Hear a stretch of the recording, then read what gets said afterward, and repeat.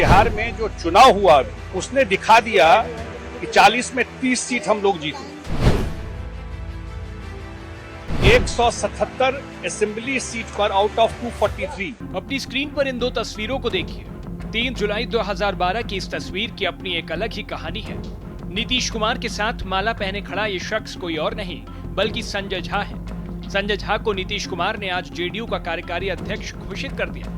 लेकिन संजय की राजनीति की शुरुआत और नीतीश से नजदीकियां कैसे बढ़ी, ये कम ही लोग जानते हैं। बात साल 2012 की है। बिहार में बीजेपी और जेडीयू गठबंधन की सरकार बड़ी आराम से चल रही थी। नीतीश कुमार मुख्यमंत्री थे। तभी खबर आई कि एक बड़ा बीजेपी नेता जेडीयू ज्वाइन करेगा। ये नेता कोई और नहीं बल्कि बीजेपी के एमएलसी रह चुके संजय झा ही थे। नीतीश कुमार ने फूल माला और पटका पहनाकर संजय झा को अपनी पार्टी में शामिल करा लिया। आज 12 साल बाद नीतीश ने दिल्ली में राष्ट्रीय कार्यकारिणी की एक बड़ी बैठक बुलाई और संजय झा के नाम का पार्टी के कार्यकारी अध्यक्ष के लिए ऐलान कर दिया।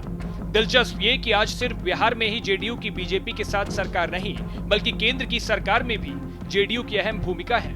केंद्र में जेडीयू कोटे से 2 मंत्री भी बनाए गए हैं। एक तो नीतीश कुमार के करीबी और जेडीयू अध्यक्ष रहे ललन सिंह, दूसरे कर्पूरी ठाकुर के बेटे और जेडीयू सांसद रामनाथ ठाकुर। इसीलिए जेडीयू का हस्तक्षेप बिहार के साथ साथ केंद्र की सरकार में भी है। जानकारी के लिए आपको बता दें कि लोकसभा चुनाव 2024 के बाद नई दिल्ली में शनिवार को पहली बार जेडीयू राष्ट्रीय कार्यकारिणी की महत्वपूर्ण बैठक हुई। बैठक में बिहार विधानसभा चुनाव को लेकर मिशन 2025 की तैयारी पर चर्चा भी हुई।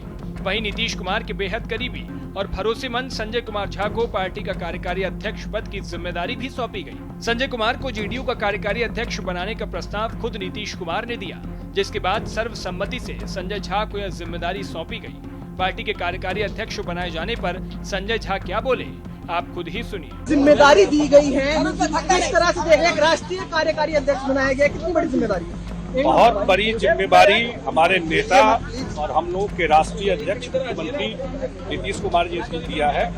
मैं उनके प्रति कृतज्ञता व्यक्त करता हूं और निश्चित रूप से नीतीश कुमार जी ने बिहार को ट्रांसफॉर्म कर दिया 20 साल में।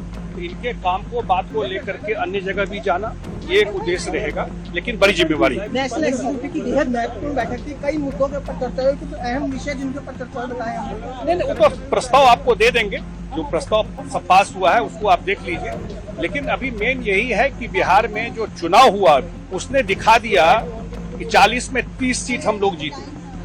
177 असेंबली सीट पर आउट ऑफ 243 हम लोग चुनाव जीते हैं। वो तो अब 2025 में जो विधानसभा चुनाव होगा बिहार में, उसके लिए सिग्नल दे दिया बिहार ने। झारखंड चुनाव को लेकर बेहद अहम चर्चा, ये सबसे बड़ी और पहली चुनौती अब यही होगी आपके सामने? कोई चुनौती नहीं है। झारखंड चुनाव में पार्टी हम लोग बैठेंगे और वहाँ पर क्योंकि पार्टी का पहले भी आधार रहा है, तो वहाँ चुनाव लड़ने का हम लोग का उस पर फैसला लड़ेंगे, अलग लड़ेंगे, बताएंगे समय पे आपको। नीट को लेकर क्या चर्चा? हम लोगों ने प्रस्ताव में दिया है, कॉपी हम कहेंगे आपको दे दें। ये कहा है कि भाई इस पर सख्त कानून लाना चाहिए और जो दोषी है अभी उस पर कार्रवाई करना चाहिए। लोगों का कॉन्फिडेंस दोबारा जागृत हो।